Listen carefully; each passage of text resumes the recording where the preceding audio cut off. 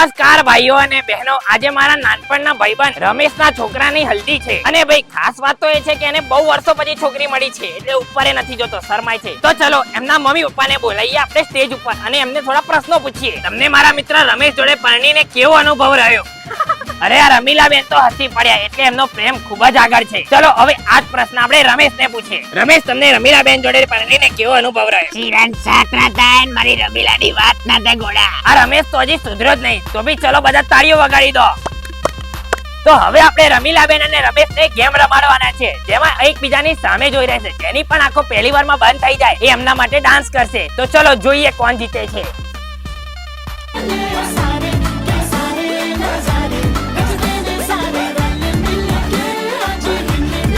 તો આની સાથે આપણા રમીલાબેન ની આંખ પલકાઈ ગઈ છે. તો હવે રમીલાબેન ડાન્સ કરશે.